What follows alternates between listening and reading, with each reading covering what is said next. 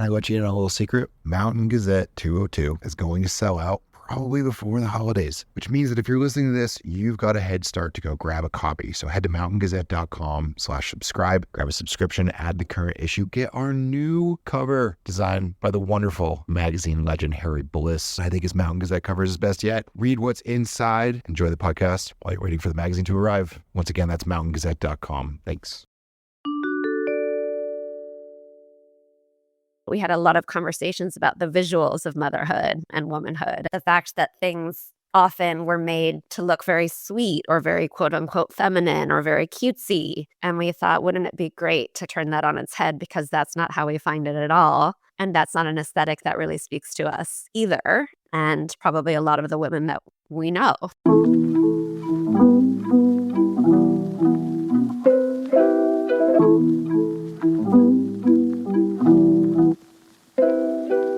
If the Full Bleed second season had a theme, it just might be, we made a new magazine during the pandemic. Listen to past episodes and you'll note that our collective and unprecedented existential crisis ended up producing a lot of magazines. Melissa Goldstein and Natalia Rachlin met as co-workers at the lifestyle brand Nowness in the UK. Later, with Melissa in LA and Natalia in Houston, they bonded over their new status as mothers. They had given birth a day apart, and they both found that magazines aimed at mothers were barren. These titles spoke of babies and parenting and the decor of the baby's room, but they rarely spoke of the moms as people. So they created Mother Tongue, a fresh look at womanhood and motherhood, and a kind of reclamation of both terms. The magazine functions as a conversation between like-minded moms from everywhere. Plus, like all modern media brands, Mother Tongue has great merch. The election looms large, of course, over the magazine and our discussion. We spoke a week after it, and let's just say both Melissa and Natalia were still processing the result. But Mother Tongue is not going to shy away from talking about that either. My name is Arjun Basu, and this is The Full Bleed. So, what's the backstory right up to the point you decide to start this thing? I don't know who wants to start, but Melissa, you look like you're ready to go, so why don't you start? I love that my appearances are so deceptive. The backstory is that Natalia and I met in London. We both worked at a website called Nowness. Nowness. They're still around. They're still doing their thing. But yeah, we were there at the very start. And we met, actually, I was about to leave and move back to Los Angeles, which is where I'm from originally. And Natalia was just coming on. She'd just left a gig at WSJ Europe. And she was coming on as an editor. And we went out for a coffee/lunch. We got fixed up by a friend who also worked at Nowness. And we had this great conversation and this great sort of sparky beginning of a friendship that was really inconveniently timed. And we said, nice to meet you. Good luck with everything. And followed each other on Instagram later, actually, probably not even then. It was early for Instagram, I think. But we stayed in touch digitally, very loosely. And then we went on to have these parallel lives where we both had our first kids the same, like a day apart. Natalia ended up moving back to the US. She moved to Houston. So we were both in the US and kind of doing our own thing with our careers. And I can let Natalia speak to everything that she was doing. I was writing a lot about art and design in Los Angeles for a variety of publications. And then the pandemic hit, and that's when we really reconnected. And that's when we started talking and commiserating and having these conversations about the fact that motherhood had become like a really major focus for us personally, and just in terms of the time that we were devoting to it on a really practical level. And the fact that we really noticed that we were very put off by the idea of motherhood content that was aimed at us. And why was that? Because if we're supposed to be the target audience, why are we saying, oh, that's not for us? And I think the thing that we really landed on was that we felt that a lot of sort of motherhood content was a little bit presumptuous of the fact that the only thing that mothers wanted to talk about were kids and parenting. And of course, that's part of it, a really big part of it. And there's a lot of rich conversation to have there, but it's just not the only conversation. And Natalia kind of said, would you be interested in doing a project together? And I said, very interested.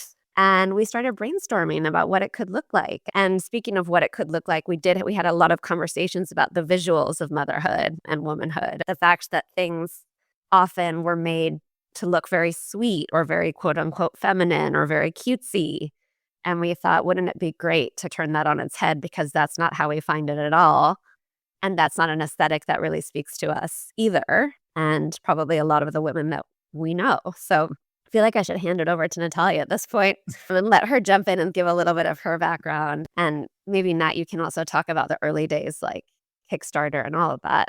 I can jump in and pick up. As Melissa said, there was a very organic beginning, right? It was this moment in time where mothers across this country, across the globe, found themselves in this unprecedented situation where they were homeschooling and working and doing all the things at once. And I think Melissa and me, in our particular stories, we found ourselves undertaking a kind of motherhood that we had never envisioned for ourselves, which was 24/7. Our careers had always been a huge part of our identity. And suddenly, like so many, we were putting that on a shelf just to keep the world sort of running in these very small ways. And we just felt, why are there not conversations about motherhood that are a bit more challenging, that ask hard questions, that are a bit more pointed, that sort of analyze the role of motherhood in a wider cultural context? So it's not about the snacks that you're making for a lunchbox. It's not about clothing for children, but it's actually about a sort of much broader conversation about how motherhood applies to everyone, not just women with children, but to all human beings who have all come from a mother, ultimately. And we thought that there must be other people out there who had wanted to have discussions in this space, but there wasn't currently a kind of media catering to that particular need. We essentially saw, as you tend to do, a gap in the market, and we thought, okay, let's see if we can cobble this thing together.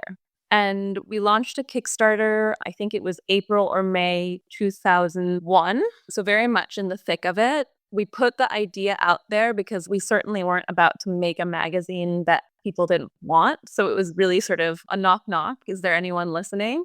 And we funded that first issue within 48 hours, and off we went to make it. And the first edition launched in August 21. 48 hours. That's amazing. Talk about proof of concept. It was a delightful surprise, but I think also somewhere deep down, we knew there was a hunger for this, and especially in that moment. And receiving that response was super satisfying and encouraging, because for sure, making an indie magazine in the best of times is a crazy undertaking. Doing it in the midst of a global health crisis is arguably slightly insane. Motherhood just seems, more than any other human endeavor, just feels like a juggling act. And all life is, but motherhood in particular. In mother tongue, you're speaking about the humans that happen to be mothers. And some of them, as you said, aren't even. When I came across it, it just felt like this is a woman's magazine, like in the purest sense of the word. It's womanhood and motherhood all at once. It's like a reclamation of both words.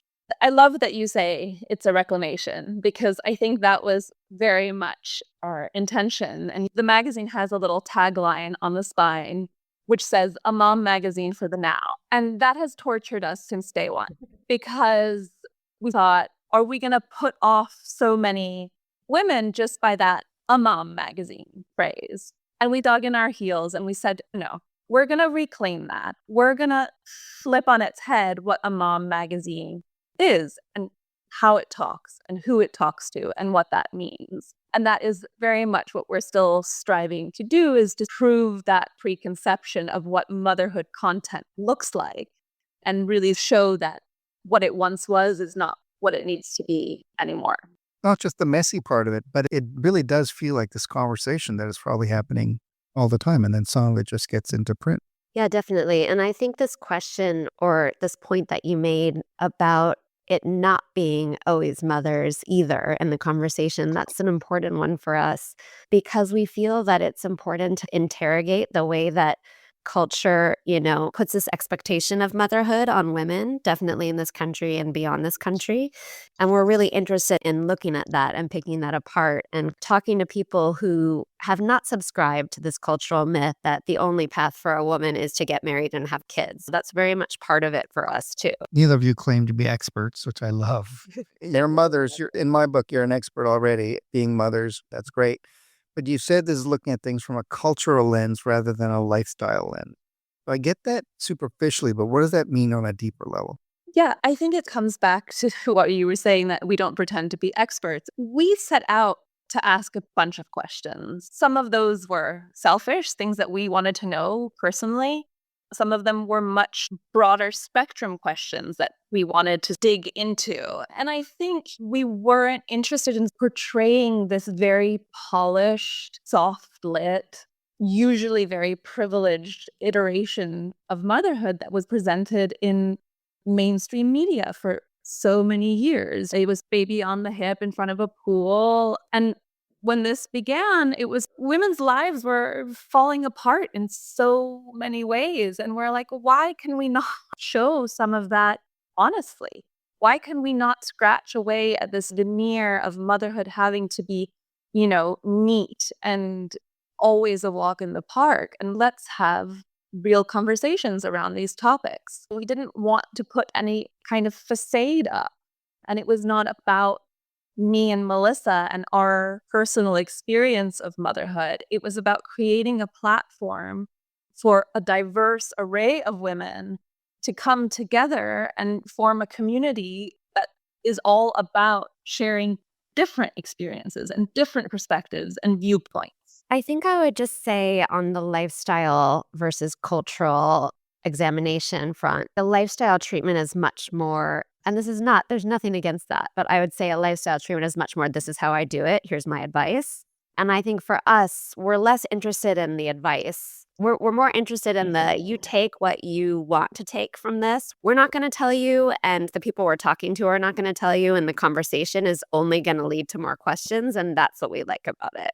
We like that sort of cultural exploration. That's sort of how the magazine is set up almost. I can imagine 4 or 5 mothers, in this case, sitting around a table having an adult conversation because someone's got the kids. And of course, that conversation is going to go all over the place. Yes. Yeah. Yes. And that it's funny, we get asked all the time by contributors, is this next issue going to have a theme? Because it's easier, right, to think of ideas if there's a theme. But for us, it's the sort of thing where we're not interested in narrowing, as you've seen. We're really not interested in that. And inevitably, as we commission the magazine, it's very based on kind of intuition and serendipity of who comes into our orbit and what people are talking about. And at the end, we do see these red threads that run through it. There are things that people are thinking about in that moment in time that really come through in the themes and the writings. But yes, it is intentionally sprawling and intentionally diverse in terms of format. Some of it's quite dense, some of it's quite compact. We like to balance the visuals with the words. So yeah, I think that's very apt, what you've discerned from it. We'll be right back. Hi, this is Jeremy Leslie at Mag Culture. We're proud to support The Full Bleed because we love magazines too. Visit magculture.com and see why print is far from over. It's just getting started. Read the journal for interviews and reviews, listen to our podcasts, visit our shop in London and online, and come to our live events in London and New York. We love magazines. Subscribe to our newsletter for weekly updates, all at magculture.com. Print is Dead is made possible by the support of the Society of Publication Designers. The SPD powers the future of visual storytelling, setting the standard for editorial excellence and shaping the future of visual culture. For more information, visit spd.org. Both of you have design and interior kind of backgrounds in terms of your writing. I know that one of the worst things that happens to art directors is when the editor hovers over their shoulder and watches them move every single pixel, at least in an office. Now, you've gotten rid of that hovering over the shoulder part, but what is it like for your art director to have to deal with both of you?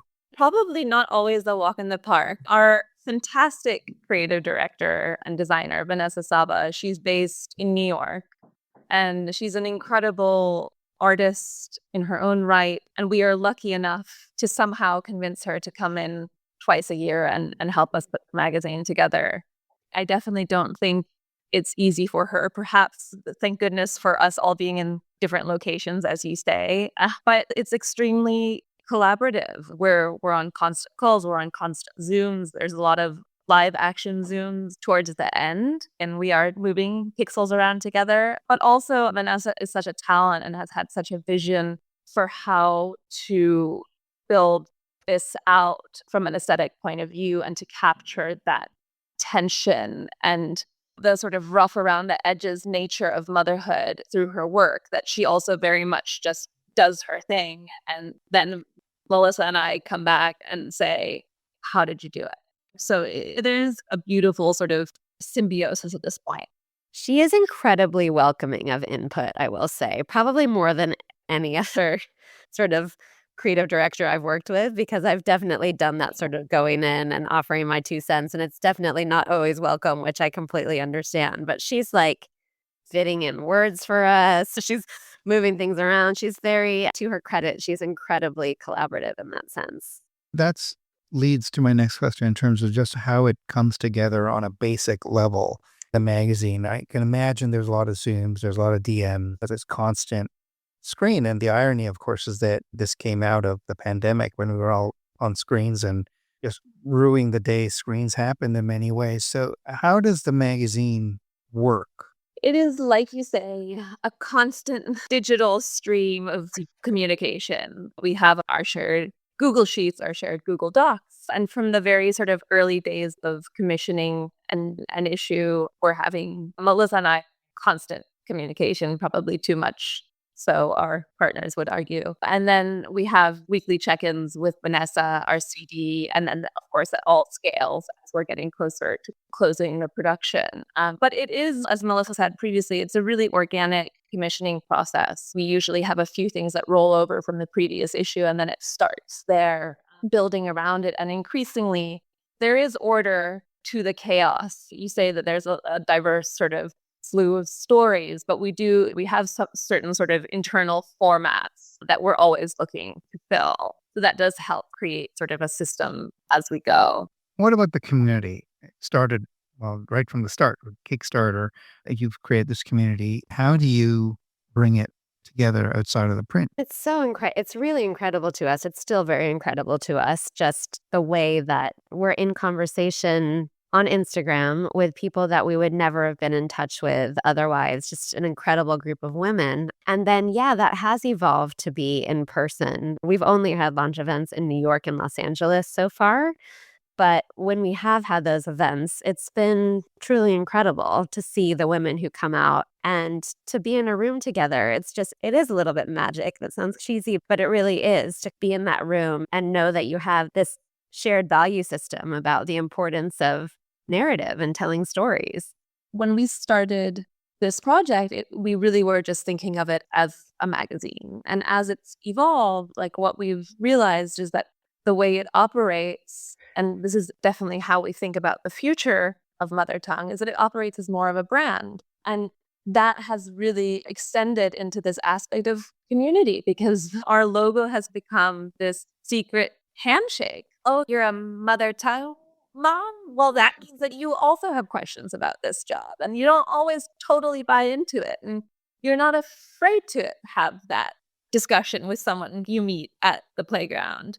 There's this sort of, this delightful sort of connection point to know that you're in a safe space with someone to have these sort of conversations. And that's been incredible to see, that beyond the pages of the magazine, there is actually a real life understanding that we've come together around a certain vision of what motherhood means. Mother tongue as a mother tongue, which I'm sure you guys have thought of. Every media, eventually it realizes it's a brand, and that means that you have a source for it, which in this case is the magazine, and the people who sustain it, which is the community. And then of interactions, and some of it's commercial and some of it's transactional, but a lot of it's community based and it's just a support group, really. So, what have you learned besides what we just talked about? Maybe we've already answered the question, but what have you learned making this magazine that has surprised you? This is the kind of one where we look at each other and decide who goes first. Do you want to go, Melissa, or do you want me to? I think that surprised us, the sort of embrace of the logo as a symbol. I think that was really surprising early on. Early on, we had a conversation about making T-shirts, and we pretty much just planned that we would wear them and our moms probably, right? Now it was like, who's going to buy these T-shirts? But people did, and people do, and the baseball caps and the totes. And it's meaningful to us because it, like Natalia said, it shows that they're proud to have this symbol of the way that they view being a woman in the world, essentially. Not to give us too much credit for that, but there is a reason why they like to wear it. We're not huge, so it does to many people have the effect of, oh, is that a band? But I think that's what was so surprising to us, that, like you say, that is a path that indie magazines go down, and they want to be a brand, and that's the great path to go down. It's a sign of success, right? If you can expand it out that way. But it was surprising to us early on that people were attracted to that. Yeah, and I'll also say, and in a way, this is not something that you want to admit is a surprise, but perhaps it always is when you're starting something out. I think you always hope that something will resonate at a really deep level, right? And we got that initial thumbs up from the Kickstarter, and so off we went, and we were like, okay, we'll make one, and then we'll see. We didn't even sell a subscription on the Kickstarter. That's how cautious we were. And then the first one, Wait a second. Wait, you didn't sell a subscription. So, what were you selling? T-shirts and some prints, but we didn't want to promise a number two. That's how much we were tiptoeing into this. And I think it was a surprise, Melissa, I think, correct me if I'm wrong. When We put out the first one and then it was sold out within 2 months. And we were like, oh, okay, so we got to do another one now. Yeah. And that evolution, that journey that has happened from that initial print run to now issue 7, which we just released, I think it proved this feeling that we had that has obviously always been the case, but we wanted to believe was true in this space too, that like storytelling can be a kind of activism, that for so many mothers, this content sparks some kind of reflection or they see themselves in it. And that is so incredibly meaningful to us. And we've been getting messages these past few days, given the election, where women have been popping in to say, please keep doing the work that you're doing. And we are so honored and totally humbled that people feel like we have a tiny little place to share these stories, which frankly are going to be more needed than ever going forward. So I was going to talk about the election in the room and how does it change you guys moving forward, what you do, if it does at all. I know it's very soon, and this is probably a question that you will have to ask and answer a lot in the coming months, perhaps years. And so it's probably an unfair question right now. But no, it's not unfair. I think in many ways it doesn't change what we're doing, but it makes it feel more urgent. Like it makes us feel more passionate about doing it. We've really in the last year been focusing so much on reproductive justice and that conversation among mothers, which is like, yeah, we feel extremely passionate about and will continue to feel more passionate about, I'm sure. And I think, just offering a counter narrative, I think, is the kind of the mission. Yeah. For lack of a more eloquent way of putting it, maybe the stakes are just higher now for the mission.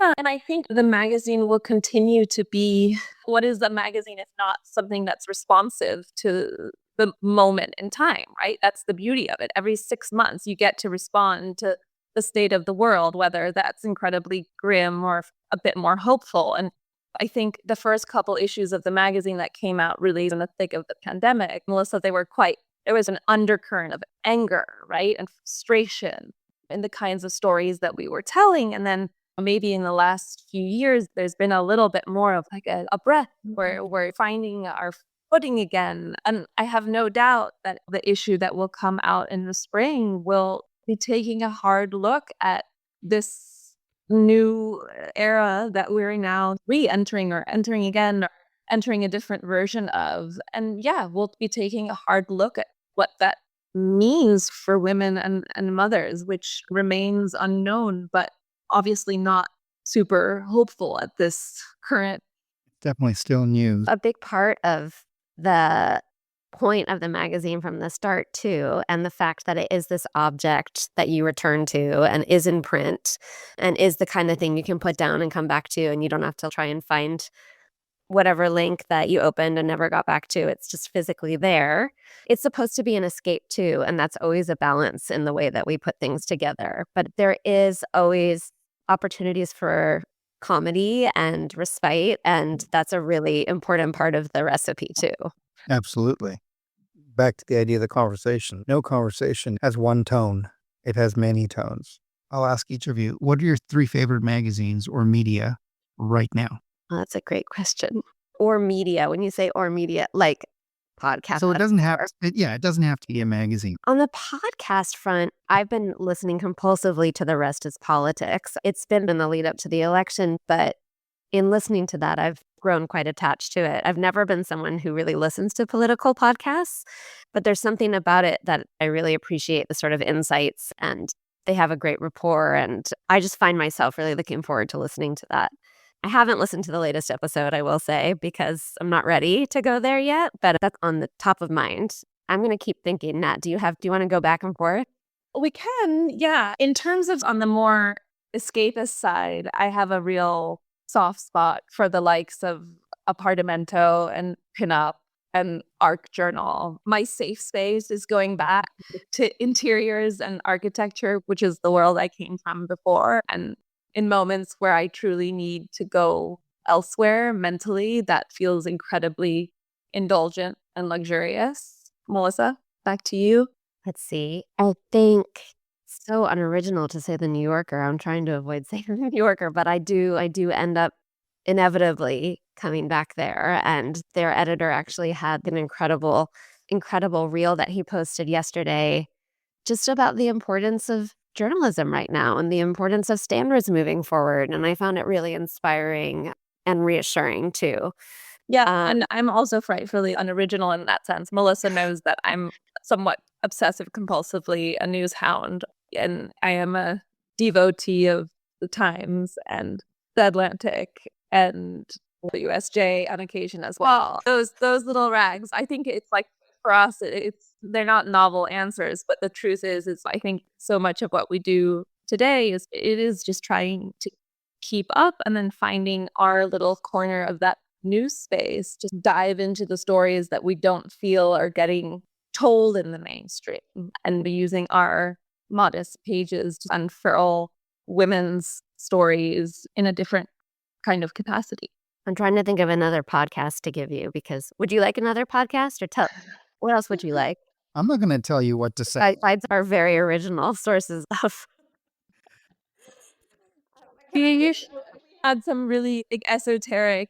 Well, I'll go a little bit high-low for you. I'm the low editor in Mother Tongue. I'm the pop culture one, but I did recently on the podcast front, I did a little while back listen to one called Sentimental in the City, and it was basically like an analysis of every episode of Sex and the City, but it's like cultural analysis of it and how it's held up and what the things we hold on to from that and all of that. And I found it so entertaining and delicious, frankly. Melissa, amongst being a co-founder and co-editor, is also our very official reality TV editor. We all have to be good at something.